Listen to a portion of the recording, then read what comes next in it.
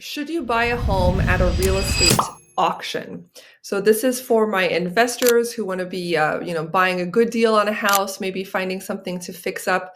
There are some great concepts here, but there are also some warning signs and red flags and things to be aware of before you do it. So I want to give you the tips so that if you are looking here in Seattle for a home for yourself or an investment property in Seattle that you can turn into a rental, fix and flip, wholesale, all that good stuff. We will get into it. Now, full disclosure, I'm currently a licensed real estate agent in Washington State.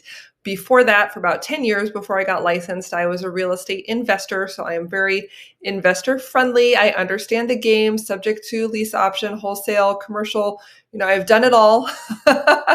And so I'm not afraid and I'm not going to pull any punches. I really want this to be useful to you so that you can decide what makes the most sense.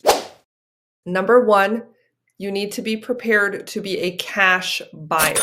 What that means is you need to have hard money lined up. You need to have cash in the bank. You need to have a home equity line of credit. You need to have some source of non-contingent funds that you can get access to on a moment's notice if you should win the auction. So first step in buying homes at auction is having a source of cash. You may find that in some particular situations, you may be able to buy it with a rehab loan or a conventional loan or something like that, but I wouldn't count on it if you're going to spend all of the incredible amount of time it takes to actually research, hunt down, make offers, and hopefully eventually get an offer accepted. You want to be in a position to take advantage of that. So have your funding lined up first. That's the first point. Number two is your due diligence. Now, auctions are notorious for making it difficult for you to do your due diligence. In some cases, it'll be easy. The house is listed on the MLS. I just showed a auction property to a client last week who actually had found the property on the MLS and were interested in making an offer on it. So recently did a lot of research on this, which is kind of why I'm making this video now while it's fresh in my mind.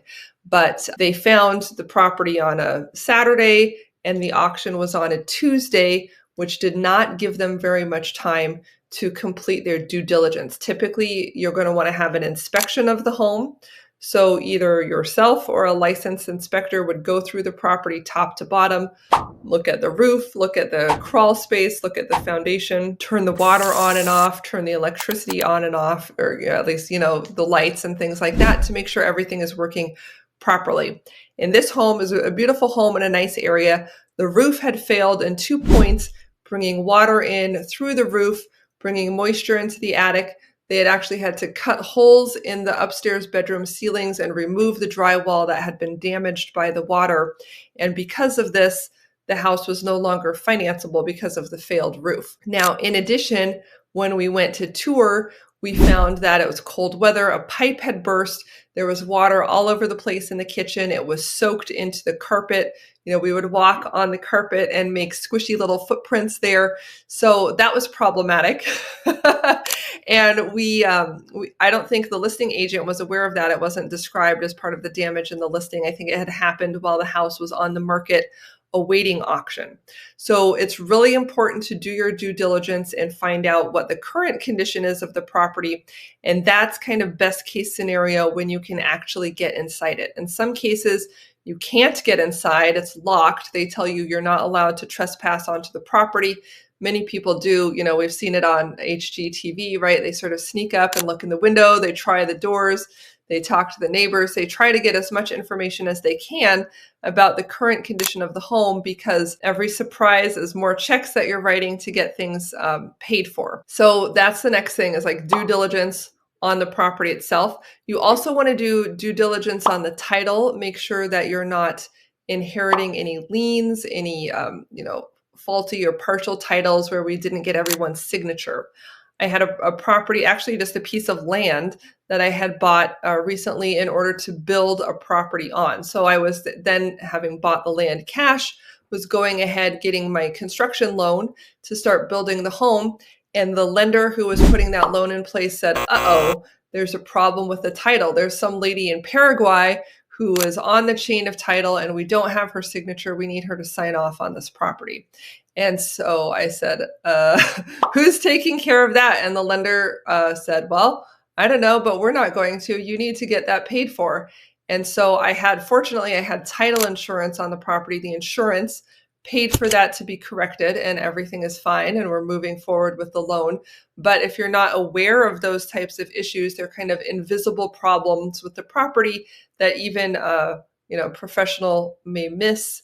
So it's important that you look at the title, you review the title, and that you understand what's being cleared and what's staying on the title when the house comes to auction. This can be complicated. There's like a first position loan, a second position loan, a tax lien for property taxes, IRS taxes, workmen that were never paid. There can be a lot of debt against the property, and you want to make sure that all of that is getting wiped off when you take ownership of the property. So the next thing, we've done the inspection of the home, we've done the inspection of the title, we've gotten our financing lined up. The next thing you want to take a look at is occupancy. Is anyone living in the house? This could be the owner who's living there and who you hope will move out when you buy the home. It could be a tenant who may or may not have a valid lease on the property. Maybe they have a lease that runs for another 5 months, and then they're going to move. You hope. They're going to keep paying, you hope. Or maybe it's a squatter. I actually heard of a horror story out on a property in Monroe. The woman had owned it and she was renting it out, and the tenants stopped paying rent. And they were some sort of a motorcycle gang, and they brought all of these people into the property. They were just trashing the house, and it was kind of becoming their headquarters. So they had like spotters out on the road looking for people, like police coming, and the police raided the home and got everyone out, and then they come back again. So there can be some real horror stories if you have people living in the home. There are things like squatters' rights. If you have to go through the eviction process in Seattle, especially, it's horrible. It's very pro-tenant, very difficult as a landlord. It could take up to 6 to 9 months to get the people all the way out, including, giving them notice that the eviction is coming, warning them, then going to court, getting the eviction approved, and then having to get in line for the policeman, the sheriff to come out there and get them out of the property. So there are a lot of steps. It's very pro-tenant. It takes a long time. So you just need to be prepared and confirm to the extent you can that the property is unoccupied. And then once you take possession, you secure the property. Okay, so good. So let's say everything checks out. All the due diligence looks good. You're going to find out where you're doing the auction. So some of these auctions take place live at the courthouse steps. And you might be, King County, Snohomish County, Pierce County, some other county. You need to go there and bid in person on Friday morning. And it's super archaic and inconvenient, but that is how some auctions are still run.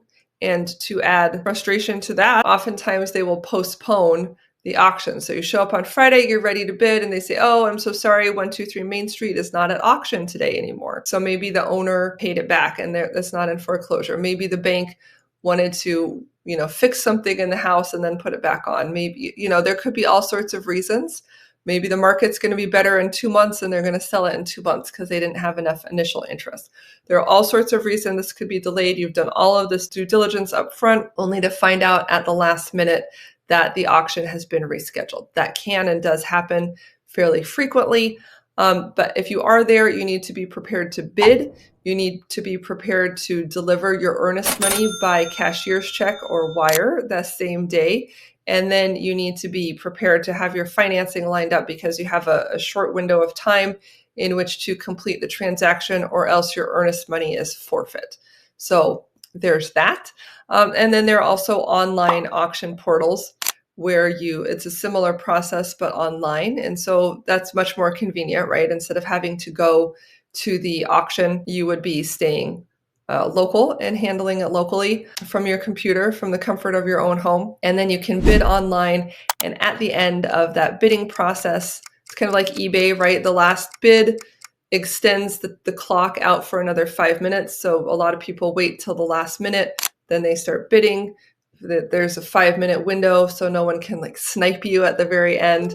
And if there are no bids for 5 minutes, the time clock is up. Then the last person who bid, the highest bidder, has apparently won the auction, but that's still subject to the bank's review. So then the bank who owns the property or whoever is putting up the property for sale still has a chance to look at you and say, have you deposited your earnest money? Have you verified your identity? Do you have a proof of funds you can show me? So then at that point, the bank is doing all of its due diligence on you and deciding if they want to work with you. So they actually have 15 days from there to decide, if they choose you, if it's a mutual or not. And then they also have something that's called their reserve price. So let's say the property is listed for $300,000, but it's worth $500,000. They might have a reserve of $450,000. So you might say, oh, $300,000. This looks like a good deal. You do your due diligence. You say, well, with all the fix and repairs, I need to buy this at $400,000. So you bid. You're the highest bidder. You bid $400,000. Nobody else gets it.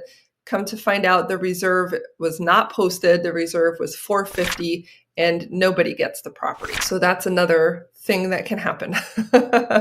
And then finally, once you do get that property, just remember your costs. You may have realtor costs if you have a realtor involved. Typically on the auctions that I've seen, the buyer is responsible for all of the closing costs, which is different. Typically in a real estate agent assisted transaction, the buyer and seller split those separately. And then you will also have a 5% buyer's premium, which is kind of the auction fee. So you're paying that, for the platform usage and everything like that. So that's also 5% that's going to be added to your costs on that end. So just make sure that you factor all of that in when you're deciding how much to bid.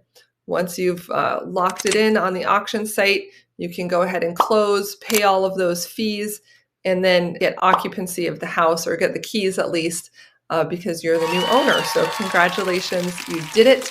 Make sure that as you're calculating your repair costs, that you count the cost of the holding time, right? Because you're going to be making interest payments, or at least accruing interest on whatever financing you have in place. And when you go to sell, you'll have your sales costs, which are typically, I always estimate 10%. It could be less than that, but if you have a 10% buffer, it could be more. Remember, part of that in Washington State is your excise tax. That's a sales tax on the property of over 1%, a little bit over, between 1% and 2%, depending on where the property is located, which county it's in, and the value of the property, and a number of factors like that. So buying it at auction is an advanced strategy. It is not for the faint of heart. Your entire earnest money is at risk. You do not always have a chance to inspect. You do not always have a financing clause if you can't get the loan. So be careful. Front load all of that time, energy, and due diligence comes before you get the property under contract. If it goes to auction, and if you're the winner, and if they accept you, then you close. So it's a time-intensive, research-intensive activity. It can represent a great deal, but it's definitely a buyer beware type of situation. If you are interested in buying this type of property, but don't feel comfortable going the auction route, or don't want to limit yourself to going the auction route, I encourage you to catch up with me. I've got a Calendly link that we'll put in the description here if you want to get on my calendar. I am an investor-friendly real estate agent, and I would be happy to work with you and talk with you about this. But Seattle is a challenging market. There's a lot of money here. There are a lot of professional full-time investors. So be careful. Go in with your eyes open. And if you're new, I would spend a lot of time on your due diligence so that you are just learning the ropes, and be cautious as you dive in, because they're expensive properties and things move pretty quickly. All right. Thanks so much for watching.